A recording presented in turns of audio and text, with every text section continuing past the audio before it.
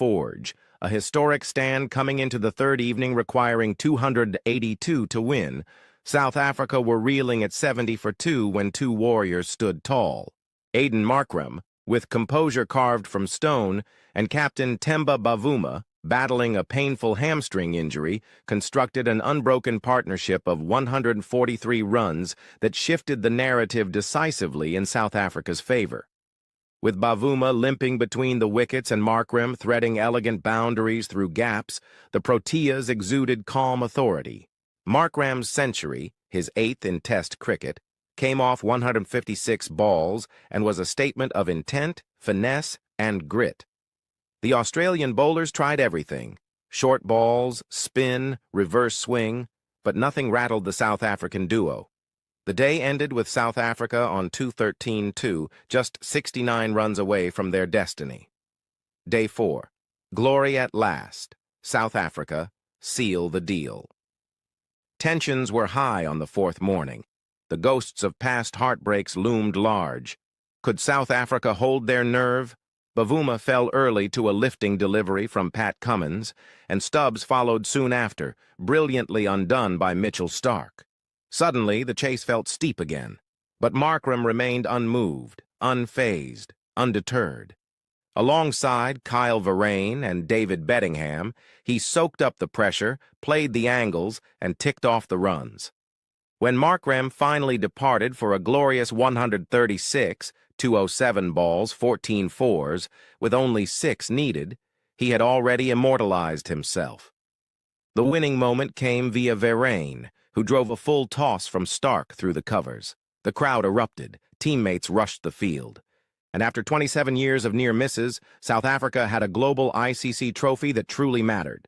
Match summary: Australia 212 and 207, South Africa 138 and 282 BR5. Markram 136, Bavuma 66, Starc 3-66. South Africa won by 5 wickets, moments that defined the final Markram's redemption arc. From a duck in the first innings to a match-winning 136, this was Markram's career-defining performance. Bavuma's grit under duress. Injured but unbowed, the skipper's 66 in the second innings provided stability and leadership when it mattered most. Rabada's fiery spell. With match figures of 9 wickets, Kagiso Rabada's aggression and precision set the tone, especially in Australia's collapse from 73-3 to 73-7 in their second innings. Australia's missed chances. Stephen Smith dropping Bavuma on 2, and their reviews burnt wastefully, exposed cracks in Australia's pressure management. Verreynne's composed finish. Amid the frenzy, his calm presence helped navigate the final few runs with mature temperament. Celebrations. A nation rejoices with the final runs scored, tears flowed freely, on the field and in South African homes. Bavuma lifted the mace with his son in his arms, dancing erupted on the Lord's outfield, and chants of "O Temba Bavuma" echoed across the stands. The unity, joy, and release were palpable. This wasn't just a cricket match. It was a national resurrection.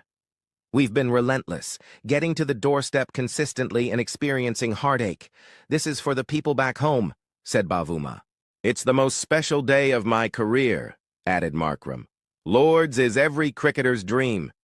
To win here in a final for South Africa is everything." Significance of the win ends 27-year drought since their last ICC title, 1998 knockout trophy. Breaks the choker's tag that has haunted them through countless semifinals and finals. Validates the next generation with players like Markram, Verreynne, Bedingham, and Ngidi stepping up. Sends a powerful message about the health and strength of Test cricket outside the Big Three. Australia, fallen giants, questions loom. Pat Cummins admitted, "Few things we didn't do right. Didn't bat the opposition out after a decent lead. But South Africa didn't give us a chance in the fourth innings.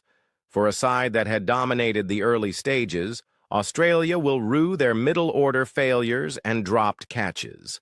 Their campaign ends with introspection." Final words. South Africa's triumph in the 2025 World Test Championship final at Lord AS is more than a victory. It's a redemption story, a dream fulfilled, and a symbol of a nation's resilience and rise. Aiden Markram now walks with the legends. Temba Bavuma joins Graeme Smith, Sean Pollock, and A.B. de Villiers in the Pantheon. Rabada's fire, Bavuma's fortitude, and Markram's flair have stitched together the most glorious chapter in South African cricket. From heartbreak to history, the Proteas have finally arrived. Did you know that the Titanic was never meant to be the world's fastest ship? Yet its tale has raced through history, captivating millions worldwide. Today, we delve into the fateful journey of this behemoth of the sea, a journey that ended in one of the most infamous maritime disasters ever. Our story begins in the early 20th century. The year is 1910, and the Titanic is just a blueprint in the minds of the illustrious designers at Harland and Wolff shipyard in Belfast. This wasn't just an ordinary blueprint, but a design for a ship that would be the epitome of luxury. Over the next 2 years, this blueprint began to materialize into existence. The Titanic was crafted from over 3 million rivets and approximately 30,000 tons of steel. The ship's mammoth hull was the largest moving man-made structure of its time, truly a marvel of engineering. The workforce was comprised of a staggering 15,000 men, who toiled day and night, braving hazardous conditions. The tremendous feat of constructing this Titan took around 26 months to complete, a testament to the dedication and hard work of the workforce at the shipyard. Today, we explore the journey of this colossal ship from being a mere blueprint to a legend in maritime history. Fast forward to April 10th, 1912. The Titanic, now the largest moving object ever constructed by human hands, embarks on its maiden journey from Southampton, England, to New York City. On board are over 2,200 individuals, a diverse mixture of both privileged and underprivileged, originating from various backgrounds and cultures. Among them are wealthy aristocrats seeking the thrill of a new adventure, immigrants filled aspirations for a better life in the land of opportunities, and hard-working crew members, all endeavoring to ensure a successful voyage. Each passenger, each soul aboard this magnificent vessel, carries with them a unique story, dreams and hopes for their journey across the vast Atlantic. As the Titanic majestically traverses the vast expanse of the Atlantic, the passengers and crew aboard are entirely unaware of the lurking danger presented by iceberg fields just around the corner. It's a pertinent detail that iceberg warnings had indeed been relayed to the Titanic. These warnings didn't fall from the sky, but were rather sent from nearby ships navigating through identical routes, having caught sight of the impending icy threats. The recipient of these alarming communications was the Titanic's wireless room, a communications hub teeming with experienced operators. Yet, despite the urgency, these warnings were tragically dismissed. The current of dismissiveness was fueled by a blend of arrogance and misplaced confidence in the ship's state-of-the-art design and perceived invincibility. Meanwhile, the Titanic, under the command of its ambitious crew, plows ahead, ironically, the very speed it prided in serving as the hand that seals its doom. For in the cold, dark night of the Atlantic, a monstrous iceberg waits, prepared to bring this symbol of human achievement to its watery grave. On the fateful night of April 14, 1912, precisely at 11:40 p.m., the reputed unsinkable ship, the Titanic, confronts an immovable behemoth. An iceberg, shrouded in the pitch darkness of the North Atlantic, violently rips into the Titanic's steel hull. The iceberg's jagged underbelly slashes open the ship's side, rupturing 5 of its supposedly watertight compartments. This catastrophic damage, far beyond what the ship was designed to withstand, starts an irreversible sinking process. In the immediate aftermath of the collision, a wave of panic and disbelief sweeps through the ship. The crew members hastily scramble to assess the damage, their faces etched with as they realize the grave consequence of the encounter.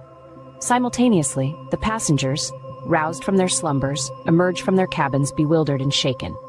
They share anxious glances, their festive atmosphere abruptly replaced with a chilling sense of impending doom. In less than 3 hours, the Titanic, once a beacon of man's victory over nature, tragically yields to the icy, unforgiving waters. The sinking of the Titanic is a tale steeped in human ambition and nature's might, a narrative of dreams shattered and lives lost. It serves as a stark reminder of our vulnerability and the power of the elements that surround us. We embarked on a journey that started from the conception of the Titanic in the year 1910, through its meticulous construction and grand launch, to its tragic end in the icy waters of the North Atlantic. We delved into the events leading to the disaster, the colossal iceberg collision, and the subsequent sinking of the majestic ship. But the Titanic's story goes beyond a simple tale of human hubris and the indomitable power of nature. It's a stark reminder of the lessons we've learned, torn from the pages of maritime history. The Titanic disaster was a turning point, a catalyst for change in maritime safety regulations. Its sinking immediately provoked a sea change in global attitudes towards maritime safety. In the aftermath, the International Convention for the Safety of Life at Sea, SOLAS, was established, fostering improvements in safety provisions for ships, including the mandatory use of radio for distress signals and the provision of enough lifeboats for all passengers. The story of the Titanic also had a profound impact on public perception of technology. It shattered the illusion of an unsinkable ship, revealing the stark reality of technological fallibility. This disaster served as a wake-up call to engineers and designers worldwide, prompting them to question the infallibility of technology and to reconsider how safety should be integrated into design processes. The Titanic's story, one that continues to captivate us over a century later. It's a tale that reminds us of the transient nature of life and the impermanence of even our most monumental achievements. Amid the vast expanse of history, the Titanic's story may appear as a single thread, but it is a thread that shines brightly. It is a testament to our collective memory, our fascination with the past, and our enduring capacity to learn from our mistakes, making significant strides in safety and changing our approach to technology. As we ponder over the lessons from the depths, we can't help but ask ourselves, what if the Titanic had avoided the iceberg? What if the warnings of icebergs ahead hadn't been ignored? The ship had received numerous iceberg warnings, yet they were not taken seriously. If the crew had heeded these warnings, they could have changed course or reduced speed, and the Titanic might have avoided its tragic fate. But let's say the Titanic still met with the iceberg. Could the tragedy have been averted with better communication and leadership? The ship was unsinkable, or so they thought. This overconfidence may have led to a lack of preparedness, contributing to the disaster. If the crew had been better equipped, trained, and led, could the loss of life have been minimized or avoided? While we can't change the past, we can learn from it to avoid similar tragedies in the future. To ensure that the Titanic's legacy is not in vain, we must remember the lessons it has taught us about hubris, the power of nature, and the importance of preparedness. As we move forward, let us carry these lessons with us, ensuring the Titanic's story continues to echo not as a symbol of disaster, but as a beacon of learning and growth. Shubman Gill, the flame that rekindled a nation's roar. India crushes England by 337 runs at Edgbaston. At Edgbaston, under skies once dominated by English triumphs, India scripted a thundering statement. Led by a resplendent Shubman Gill and fueled by a fiery deep, India dismantled England by a colossal 337 runs, a result as emphatic as it was historic. This was more than a win. This was India roaring back, not just into the series, but into global contention with a fire unseen since the golden eras of West Indies and Australia. And standing at the very heart of this revival is one man, Shubman Gill. A bat that speaks for a nation. Gill's breathtaking twin efforts, 269 in the first innings and 161 in the second, were innings of legend, not just for their numbers, but for their timing, their class, and their message. He batted with the serenity of, the dominance of Ponting, and the relentless focus of, but with a Gill flair all his own. No Indian captain has ever scored 430 runs in a single test, and no player in the history of the game had ever scored a double century and a 150 in the same match until now. His bat didn't just put runs on the board, it put belief in the dressing room. Bowlers fed off his calm. Fielders surged with energy. Even England looked stunned. Deep, from prospect to phenomenon. With the ball, India didn't just match England, they outclassed them. And leading their bowling charge was the tireless Deep, who ran in like a man born to make history. In the final innings, he claimed a magnificent 6-wicket haul, finishing with match figures of 10 wickets and delivering blows that shattered England's resistance and confidence. His seam movement, aggression, and consistency silenced the Holly stand and announced India's pace depth even in the absence of. He didn't just ball deliveries, he balled daggers wrapped in thunder. India, out-batting, out-balling, outclassing. India out-baseballed baseball on English soil without their best fast bowler, with their young captain playing only his second test in charge. Every line of England's strategy was shredded, outlasted and outscored. India's bowlers outthought and outfoxed. India's gapped and outled and outclassed. By the end, England weren't just beaten, they were buried under a mountain of scoreboard pressure and Indian brilliance. The rise of a new era. Shubman Gill's leadership is no longer a promise. It is now a pillar of a new era, an India team that plays with grace, grit, and utter ruthlessness. The team is united, the dressing room is buzzing, and the fan base is surging with belief again. Gill's appointment as captain may well go down as the single most decisive move in modern Indian cricket, a visionary call that has already begun to reshape destiny.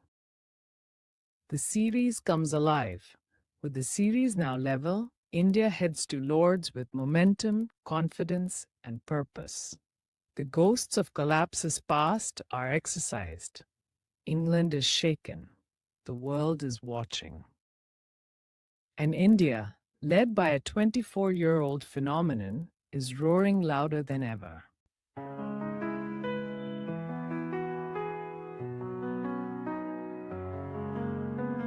And every heartbeat feel the roar. With bat and ball, we're legends born. Colors bright, the picture light. For India, we'll always fight. From Delhi to the coastlines wide, the cheers are loud like ocean's tide. Every swing of hope we chase, victory shines on every face.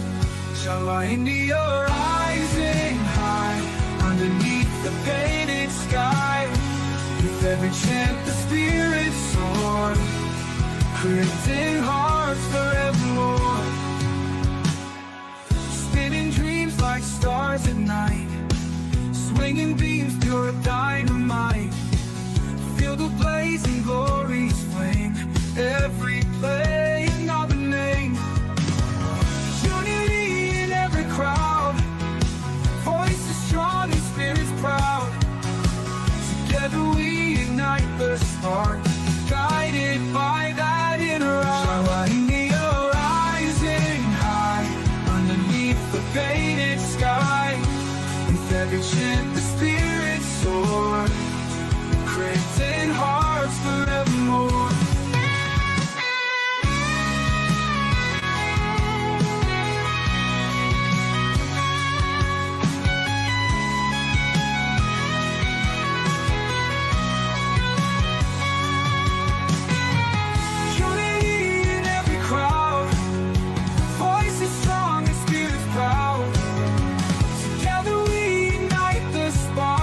Guided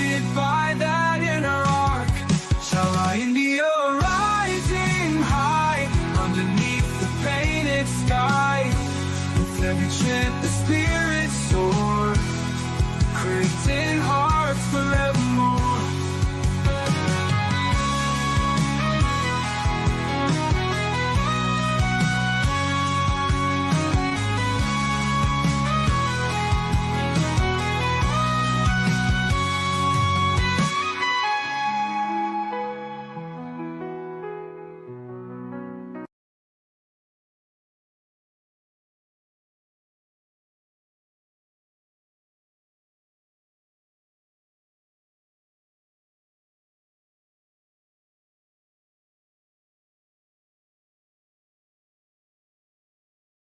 Cain.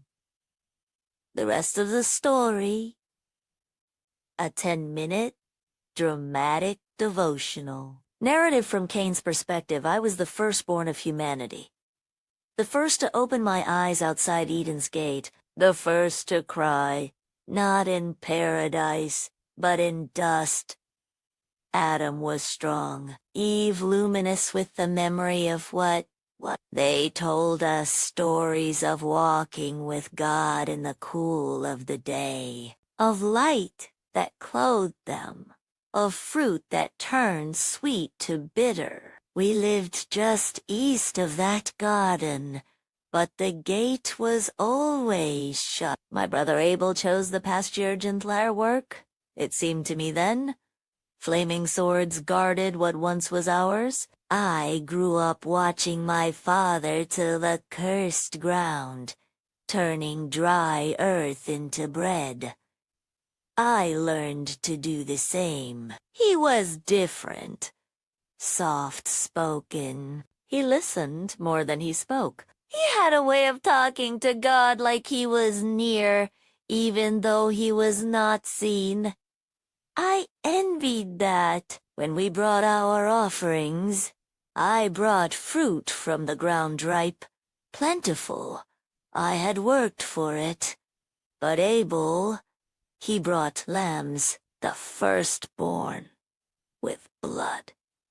My fists clenched and smote. And for reasons I couldn't understand, God accepted his offering. But not mine. It didn't seem fair. I worked harder, longer, but he said nothing. If you do what is right, will you not be accepted? But if not, sin is crouching at your door. Its desire is for you, but you must master it. I left the altar cold and angry. Abel tried to talk with me, but even his concerns sounded like pride. My jaw tightened, and then God spoke. Why are you angry, Cain? Why is your face downcast? But I didn't. I fed it instead. That morning, I called Abel into the field. He followed.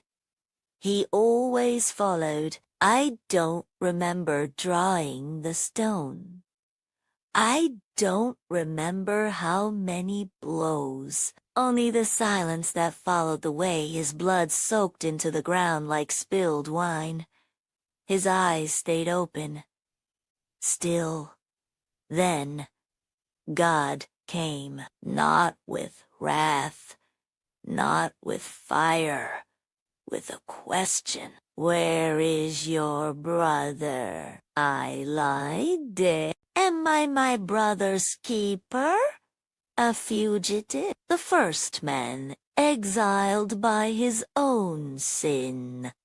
But the ground had already answered. Your brother's blood cries out to me from the earth. Those words have never left me. He did not strike me down. He could have. He should have. But instead, he marked me. A sign that I would live. A protection against revenge. I became a wanderer. Years passed. I built a city, called it Enoch, after my son, brick by brick. I tried to forget. but you cannot outbuild blood. Every echo of a hammer reminded me of what was lost. Not just Abel, but me. From Adam, from Seth. That one day, another son would come, the man I was supposed to be. Sometimes I would wake in the night, hearing Abel's voice not in anger, but in a sense, a whisper of the past. A ghost of what should have been. My children asked why I never spoke of my brother. I told them the ground remembers, but even there in dust and disgrace he began to feel something strange. Hope. Not loud, not deserved, but persistent. I heard rumors, one whose blood would not cry for justice, but mercy, one who would not take life but give it, a lamb not like Abel's, but greater, perfect.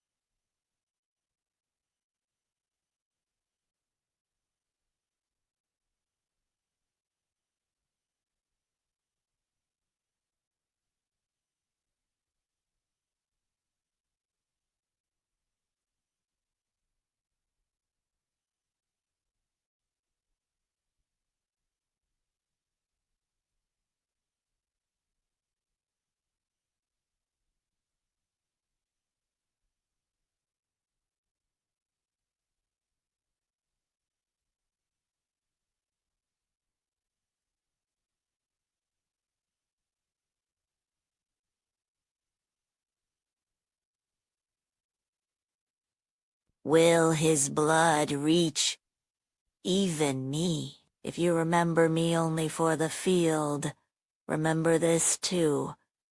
The same God who judged me, spared me. The same God who heard blood cry out, also covered me with grace. So if you've fallen deeply, shamefully listen.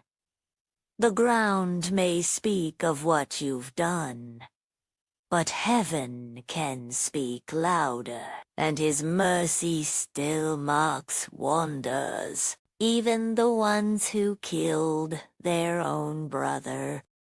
Ain't no independence. Separate yourself. Dre rap over minutes for Ubers. Let white bros. Time to liberate your mind, not just like fireworks. Truth bomb. It ain't no independence, fool. Red, white, and bruised. Time to liberate your mind, not just like fireworks. Boom. Truth bomb. Boom. Truth bomb. It ain't no independence, fool. Red, white, and bruised. Time to liberate your mind, not just like fireworks. Boom. Truth bomb. It ain't no independence, fool. Red, white, and bruised. Time to liberate your mind, not just light fireworks. Boom. Truth bomb. They sell us dreams in plastic wraps with a flag stitched over the traps. Told us we free, what a joke, what a scam. Still choking on history, they never exam. Statue of Liberty, blinking in chains. Freedom got a curfew, justice got stains. Guns in the schools, lies in the news. Call it freedom, we just picking new blues. America gold gangster, who holding the keys? They talk liberty, but they profit off please. No independence, just illusions on lease. Time to break chains, time to find peace. Liberate yourself, don't wait for a day. July 4th ain't magic when your rights ain't straight. Give me truth, not parades, not rockets in the sky. Give me healing for the mothers who still cry. Land of the free, you sure that's the vibe? Cause freedom don't look like minimum wage and barely survive. We the people, been deceived, but we the people, still believe. Raise fists, raise truth, raise hope like fire. Burn the lie, light the choir. America gone gangsta, time to reclaim. From the lies, from the shame, from the profit and pain.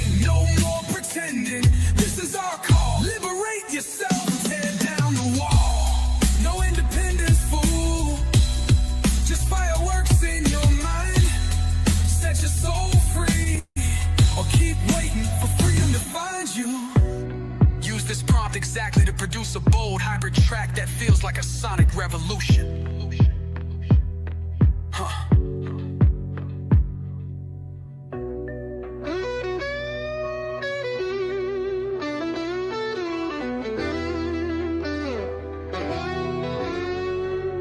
No independence, fool.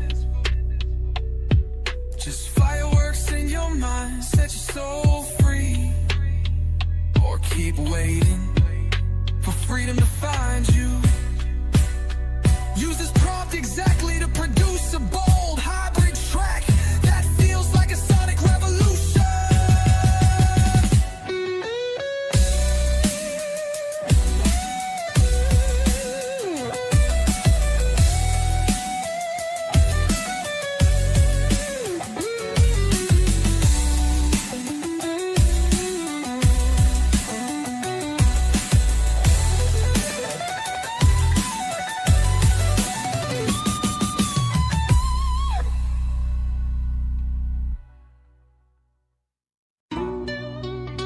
Ain't no independence. Separate yourself. Dre rap over minutes forward. Let white bros. Time to liberate your mind, not just light fireworks. Truth bomb. It ain't no independence, fool. Red, white, and bruised. Time to liberate your mind, not just light fireworks. Boom. Truth bomb. Boom. Truth bomb. It ain't no independence, fool. Red, white, and bruised. Time to liberate your mind, not just light fireworks. Boom. Truth bomb. It ain't no independence, fool. Red, white, and bruised. Time to liberate your mind, not just light fireworks. Boom. Truth bomb. They sell us dreams in plastic wraps with a flag stitched over the traps. Told us we free, what a joke, what a scam. Still choking on history, they never exam. Statue of Liberty, blinking in chains. Freedom got a curfew, justice got stains. Guns in the schools, lies in the news. Call it freedom, we just picking new blues. America gone gangster, who holding the keys? They talk liberty, but they profit off please. No independence, just illusions on lease. Time to break chains, time to find peace. Liberate yourself, don't wait for a day. July 4th ain't magic when your rights ain't straight. Give me truth, not parades, not rockets in the sky. Give me healing for the mothers who still cry. Land of the free, you sure that's the vibe? 'Cause freedom don't look like minimum wage and barely survive.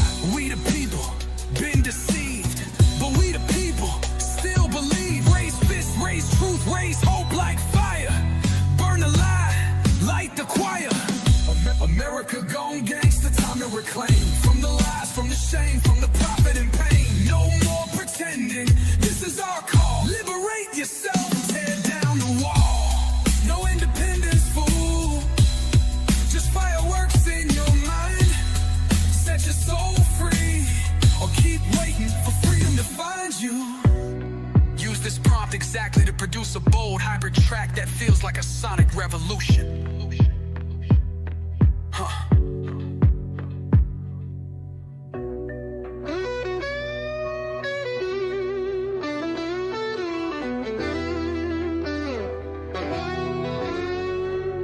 No independence, fool. Just fireworks in your mind. Set your soul free, or keep waiting for freedom to find you. Use this prompt exactly to produce a bold hybrid track that feels like a sonic revolution.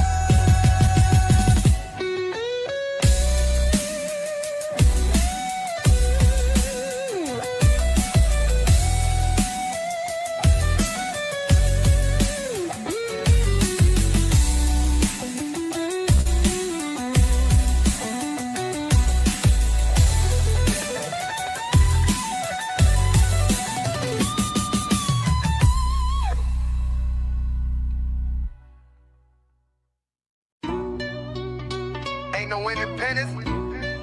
Separate yourself. Dre rap over minutes forward.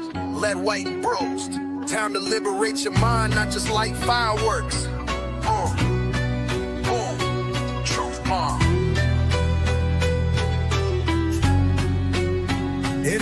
independence, fool. Red, white, and bruised. Time to liberate your mind, not just light fireworks. Boom. Truth bomb. Boom. Truth bomb. It ain't no independence, fool. Red, white, and bruised. Time to liberate your mind, not just light fireworks. Boom. Truth bomb. It ain't no independence, fool. Red, white, and bruised. Time to liberate your mind, not just light fireworks. Boom. Truth bomb. They sell us dreams in plastic wraps with a flag stitched over the traps. Told us we free, what a joke, what a scam. Still choking on history, they never exam. Statue of Liberty, blinking in chains. Freedom got a curfew, justice got stains. Guns in the schools, lies in the news. Call it freedom, we just picking new blues. America gone gangster, who holding the keys? They talk liberty, but they profit off please. No independence, just illusions on lease. Time to break chains, time to find peace. Liberate yourself, don't wait for a day. July 4th ain't magic when your rights ain't straight. Give me truth, not parades, not rockets in the sky. Give me healing for the mothers who still cry. Land of the free, you sure that's the vibe? Cause freedom don't look like minimum wage and barely survive. We the people, been deceived, but we the people, still believe. Raise fists, raise truth, raise hope like fire. Burn the lie, light the choir. America gone gangsta, time to reclaim. From the lies, from the shame, from the profit and pain. No more pretending, this is our call. Liberate yourself.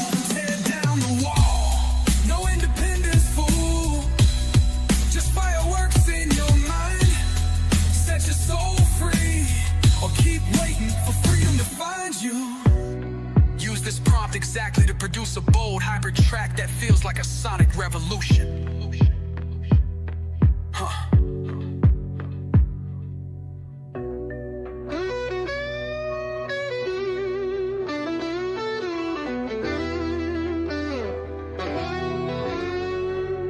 No independence, fool. Just fireworks in your mind. Set your soul free. Or keep waiting for freedom to find you. Use this prompt exactly to produce a bold hybrid track that feels like a sonic revolution.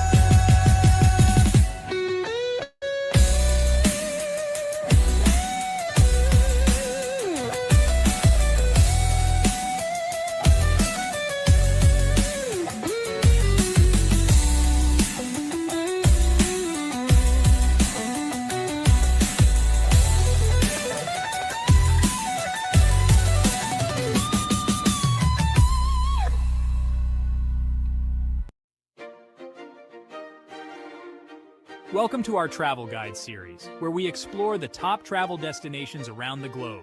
Each location is rich in history, brimming with attractions, and offers unique experiences that will inspire your wanderlust.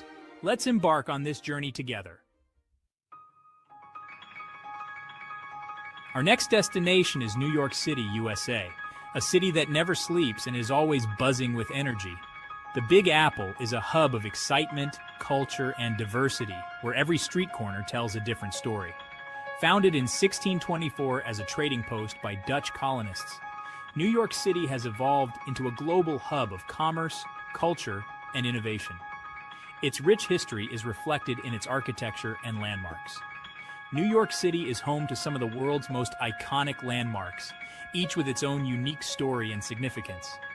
Stand in awe of the Statue of Liberty, a symbol of freedom and democracy, welcoming millions of immigrants to the shores of America.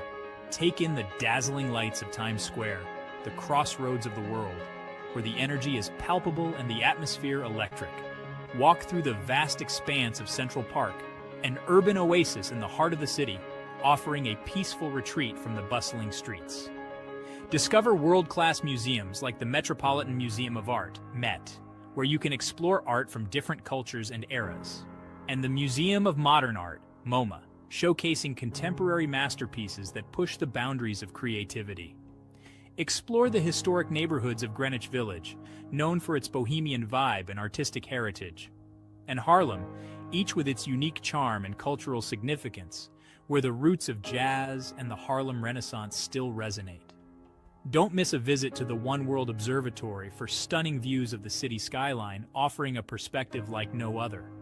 New York City is a place where dreams come true, offering endless opportunities for exploration, entertainment, and inspiration. From Broadway shows to rooftop bars, the city's nightlife is unparalleled. Its rich history, vibrant cultural scene, and iconic landmarks make it a must-visit destination for every traveler. Whether you're a first-time visitor or a seasoned explorer, New York City always has something new to offer. Beyond its famous attractions, New York City boasts a dynamic street life, bustling with energy and diversity. The city is also home to a wealth of hidden gems waiting to be discovered. Stroll through the High Line, an elevated park built on a historic rail line offering unique views of the cityscape.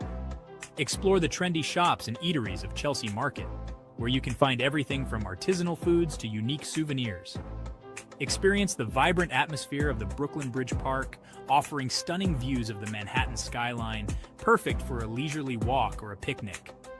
Indulge in NYC's diverse culinary scene, from classic New York-style pizza that you can grab on the go, to gourmet dishes at Michelin-starred restaurants that promise an unforgettable dining experience.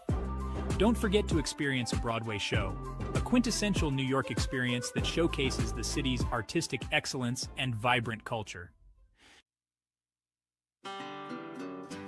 Thank you for joining us on this incredible journey through the vibrant streets and iconic landmarks of New York City.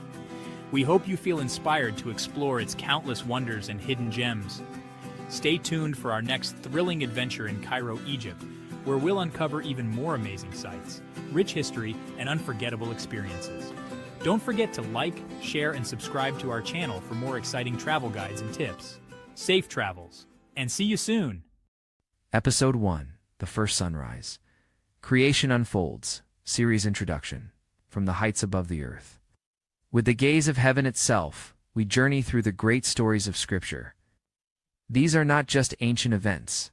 They are living revelations. As we soar over sacred scenes, let us behold the majesty, the tragedy, the redemption, and the glory. This is Heaven's Eye View, where faith meets the skies. Episode Narration. In the beginning, God created the heavens and the earth. Before there was time, before there was light, before breath ever touched the lungs of man, there was God, eternal, unseen, all-powerful. And then he spoke, "Let there be light." And there was light. Clouds gathering like curtains in the sky, oceans swirling in obedience beneath. He drew the boundaries, and the waters obeyed. He called it good. Light piercing through darkness. Glory breaking into emptiness. He separated day from night, forming a rhythm that would never end. Evening and morning, night and day. Then came sky and sea, waters above, waters below. The roar of the lion, the grace of the deer, the strength of the ox, the wisdom of the elephant, each made with care, each a masterpiece. The land appeared, firm, rich, full of promise. Greenery exploded across the surface. Not just decorations, but signs, reminders of seasons, appointed times, and sacred rhythms. Together, they stood as the image of God. Not gods themselves, but reflections of their Creator. Then birds took flight, wings stretching wide across the sky, calling out their praise in every chirp and cry. Rivers flowed from its center. Trees bore fruit for joy and for nourishment. And in the midst stood the tree of life, a promise of eternity, a picture of perfect fellowship. Trees bearing fruit, grass rising from the soil, flowers in brilliant array, every seed with purpose. Every root with intention, every color a reflection of divine joy. And so he blessed the day and made it holy. And then came the lights. Sun to govern the day, moon to guide the night. Stars scattered across the heavens, each one placed by name. God turned his hand to the sea. Fish darted and danced in their watery world. Leviathan stirred in the deep. But he wasn't finished. From the earth rose the creatures, wild and domestic, great and small. Then, in a holy hush, God formed man. Not spoken into existence, but shaped by divine hands. He breathed into his nostrils the breath of life. Man became a living soul. From man he formed woman, not from dust, but from the side. Equal loved. He placed them in a garden unlike any other. Eden, a place of peace, of harmony, of communion. And God saw all that he had made, and behold, it was very good. On the seventh day he rested, not from fatigue, but from fullness. His work was complete, his design perfect. This is our beginning. Not an accident, not a myth, but a declaration. We are not here by chance. We were made by design, crafted in love, called into life by the voice of God. So when the sun rises, let us remember, the light that shines was spoken by our Maker. The breath we breathe is borrowed from his Spirit, and the world we walk was once a garden where God walked too. We begin here at the first sunrise. But the light that shone then still shines today, because the one who said, "Let there be light," is still speaking, and he is still good. Welcome back to Divine Wonders, the Miracles of Jesus. Today we explore the miraculous healing of a man born blind, a powerful testament to Jesus' ability to bring both physical and spiritual sight. This miracle not only showcases Jesus' compassion, but also reveals deep spiritual truths about enlightenment and belief. Jesus encounters a man blind from birth. He spits on the ground, makes mud with the saliva, and puts it on the man's eyes. He tells him to wash in the pool of Siloam. The man obeys and returns able to see. This miracle sparks controversy among the Pharisees about Jesus' identity and the nature of sin and blindness, as detailed in John chapter 9, verses 1 to 12. To fully understand the significance of this miracle, let's explore the historical and cultural context. In ancient Jewish society, blindness was often seen as a result of sin, either of the individual or their parents. This belief added a layer of social and religious stigma to the physical disability. The use of mud and saliva in healing was not uncommon in ancient healing practices. Jesus' actions and the instruction to wash in the pool of Siloam highlight the importance of faith and obedience in the healing process. This context helps us appreciate the cultural and religious implications of the miracle. Theologically, this miracle emphasizes Jesus' role as the light of the world, who brings spiritual enlightenment. By healing the man born blind, Jesus demonstrates his power to transform lives physically and spiritually. The controversy with the Pharisees underscores the tension between religious legalism and the transformative power of Jesus' ministry. The man's journey from physical blindness to sight also symbolizes the spiritual journey from ignorance to understanding. Jesus' declaration that the man's blindness was so that the works of God might be displayed in him reveals a deeper purpose behind suffering and healing. Spiritually, this miracle teaches us about the importance of spiritual sight and enlightenment. The man's healing symbolizes the removal of spiritual blindness and the opening of our hearts to Jesus' truth. It calls us to seek spiritual understanding and to recognize Jesus as the source of light and truth in our lives. First, seeking spiritual sight. This miracle encourages us to seek spiritual understanding and enlightenment, opening our hearts and minds to Jesus' truth. Second, faith and obedience. The man's healing process highlights the importance of faith and obedience in experiencing Jesus' transformative power. Third, challenging religious legalism. The controversy with the Pharisees reminds us to prioritize compassion and spiritual growth over rigid adherence to religious rules. Reflect on areas in your life where you need spiritual sight and understanding. How can you open your heart to Jesus' truth and seek his enlightenment? How can you balance faith and obedience in your spiritual journey? Thank you for exploring the healing of the man born blind with us. In our next episode, we will witness Jesus' power over death as he raises Lazarus from the dead. Make sure to subscribe and share this journey with others. Until next time, may you seek spiritual sight and embrace the light and truth of Jesus in your life.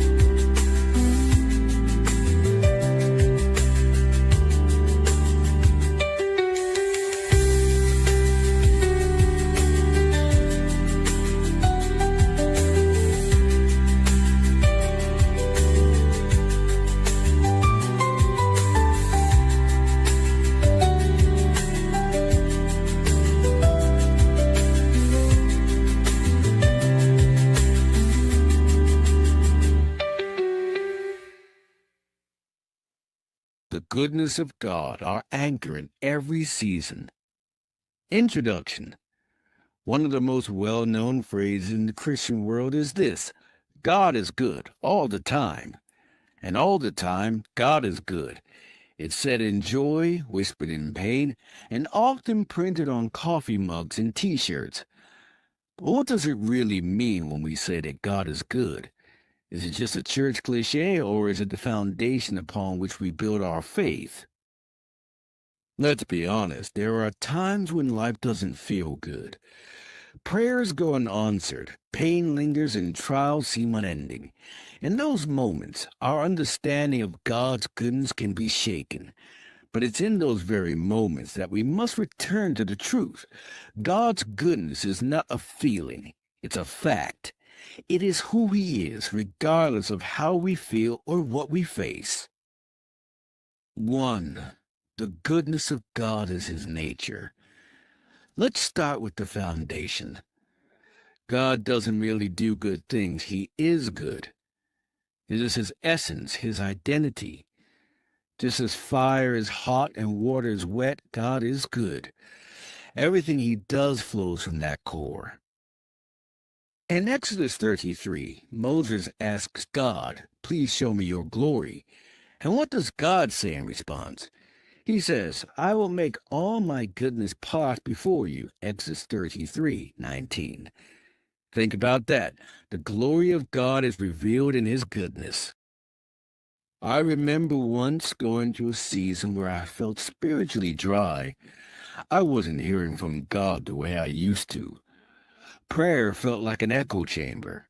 But then I read Psalm 27:13. I would have lost heart unless I believed I would see the goodness of the Lord in the land of the living. That verse gave me a new lens to look through. I began to look for His goodness, not in big miracles, but in daily mercies. Our friends call it just the right time, an answered prayer I had long forgotten. God hadn't changed. I just stopped noticing. His goodness isn't something that turns on and off. James 1:17 reminds us that every good gift and every perfect gift is from above, coming down from the Father of lights, with whom there is no variation or shadow due to change. God's goodness doesn't wave with the seasons or shift with our emotions. 2. The goodness of God is seen in His actions. Think back to creation. God didn't create the world with mediocrity. He filled it with vibrant colors, majestic mountains, gentle rivers, and the complexities of the human body and mind. At the end of it all, He declared it very good, Genesis 1:31. And then came humanity's fall. Yet even then, God's goodness didn't falter. He didn't wipe us out and start over. Instead, He began the most loving rescue plan ever written. Romans 5:8 says, "But God shows His love for us in that while we were still sinners, Christ died for us." The cross is the greatest evidence of His goodness. Jesus didn't die because we were good. He died because He is good. A woman in my church once shared her story of walking away from God after her son died unexpectedly. She said she couldn't reconcile how a good God could allow such pain, but years later she found herself in a grief support group, helping others through similar losses. "It took me a while," she said, "but I finally saw it. God never left me. He was good to me even in my tears. He just wasn't showing it the way I expected." Friends, that's the key. God's goodness doesn't always look like comfort. Sometimes it looks like correction. Sometimes it looks like a closed door that leads to the right one. He sees what we can't. Isaiah 55:9 reminds us that His ways are higher than ours. What feels like a setback may actually be a setup for a blessing. 3. The goodness of God is our refuge. Nahum 1:7 says, "The Lord is good, a stronghold in the day of trouble. He knows those who take refuge in Him." We often look for goodness in the absence of trouble, but Scripture tells us we can experience God's goodness in trouble. There's a peace that only comes when you know the heart of God. You may not understand his hand, but you trust his heart. That's what makes his goodness an anchor in every storm. When cancer comes, when the job is lost, when the prayers feel unanswered, God is still good. When I was younger, my father lost his job just before Christmas.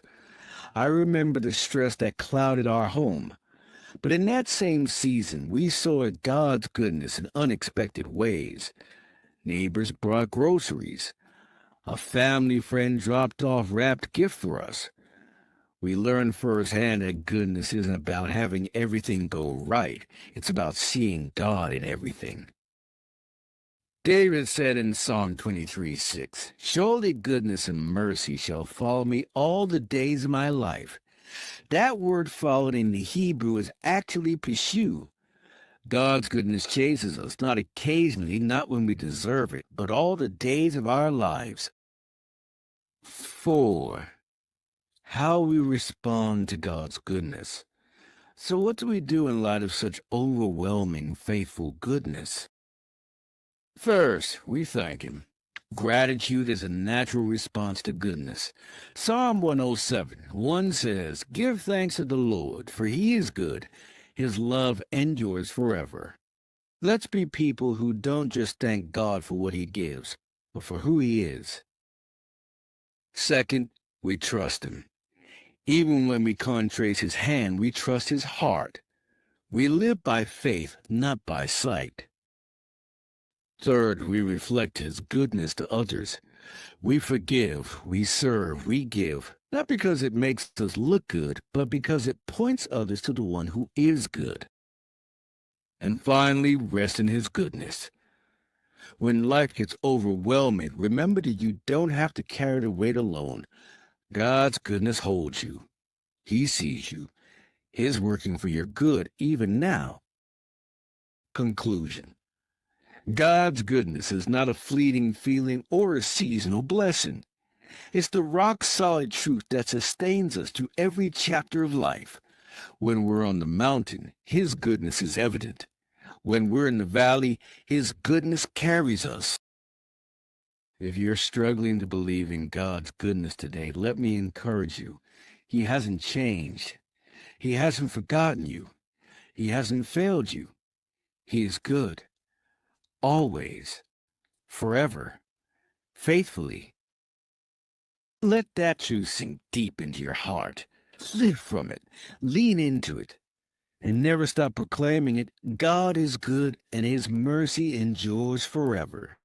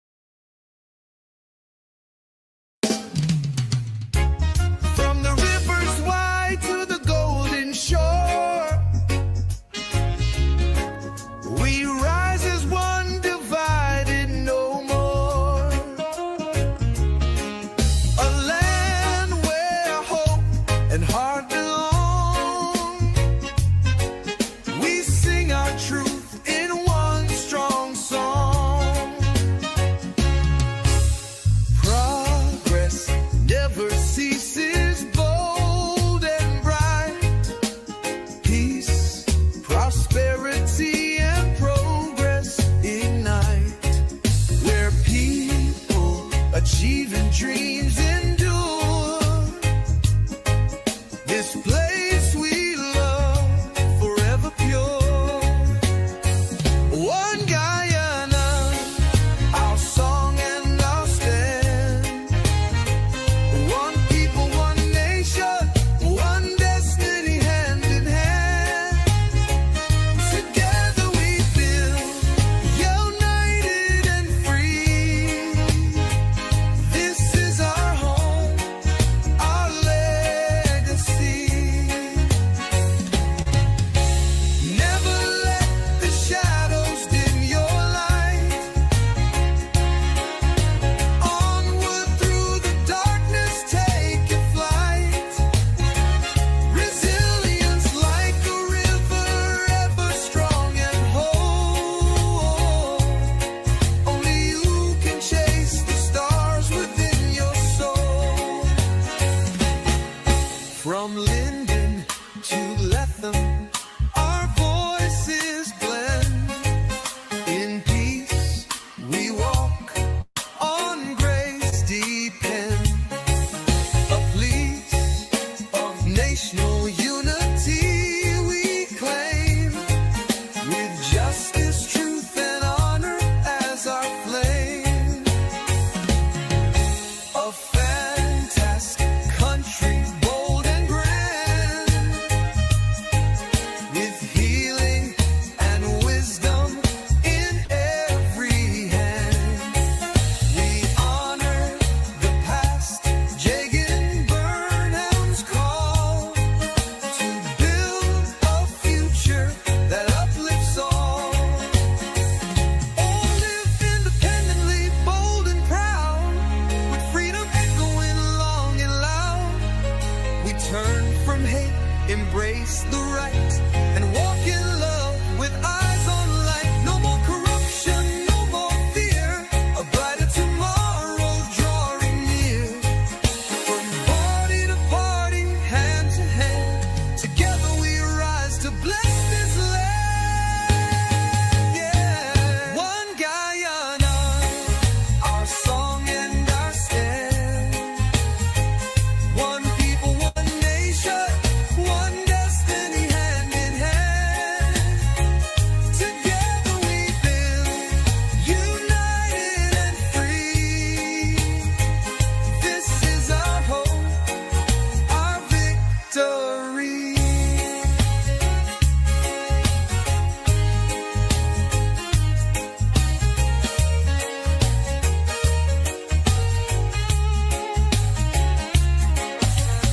Never let the shadows dim your light. Onward through the darkness, take your flight.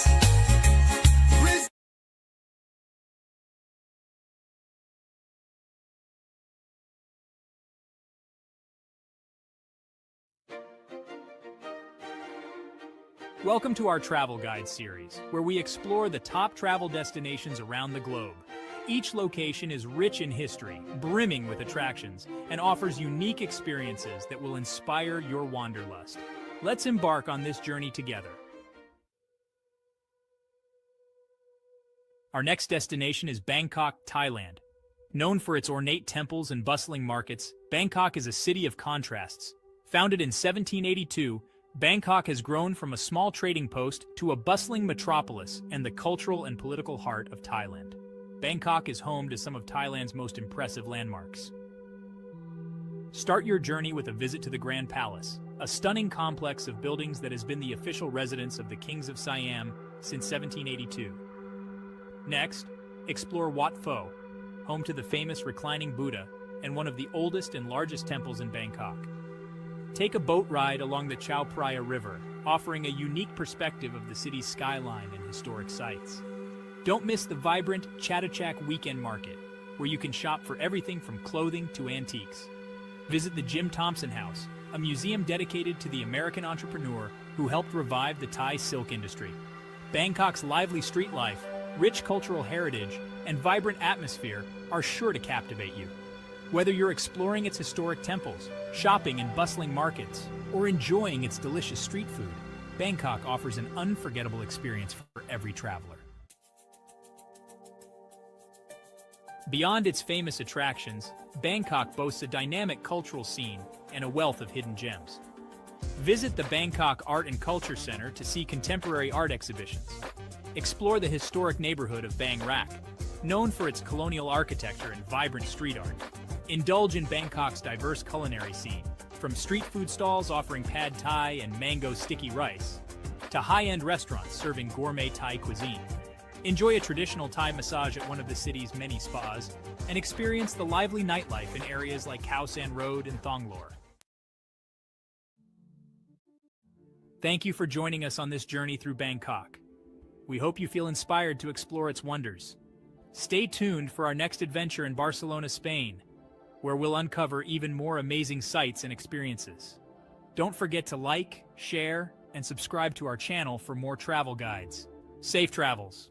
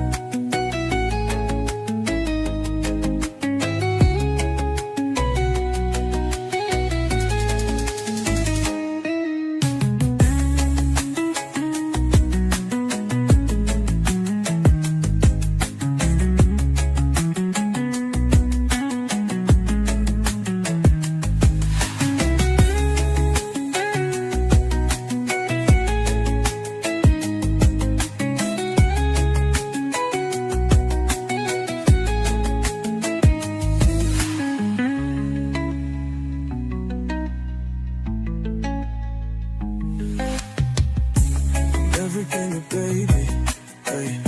I've never been a baby, baby. I've never been a baby, hey. I've never been a baby.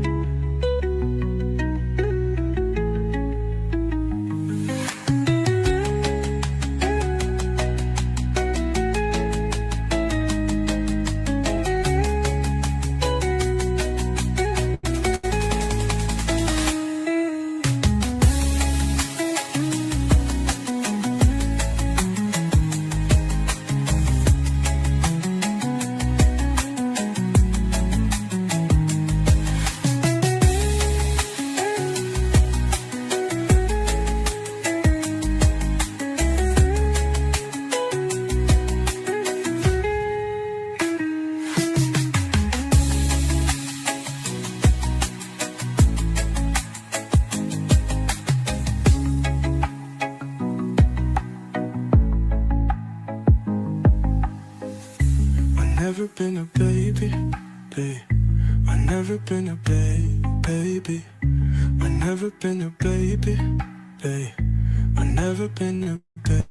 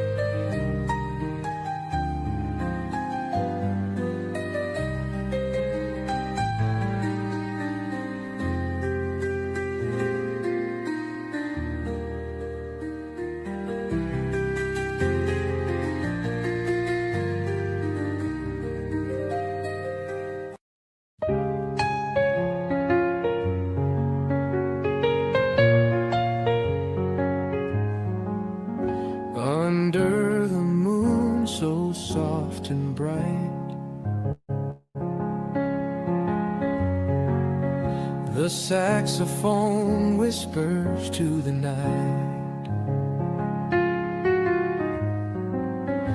A piano hums its gentle tune, wrapped in the arms of a silver moon. Oh, let the melody take its time, like rivers flow and stars align. Each note a kiss, each chord a sigh. We dance till dawn beneath the sky.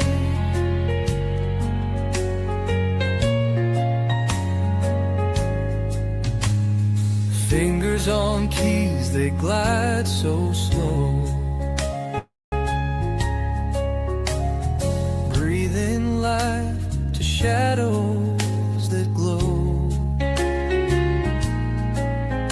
The sax, it weeps a golden tear, a song of love for hearts to hear. Oh, let the melody take its time, like rivers flow and stars align. Each note a kiss, each chord a sigh. We dance till dawn beneath the sky. The air is thick with sweet refrain, a tender ache, a soothing pain. The music sways, the world stands still. This moment bends to our own will.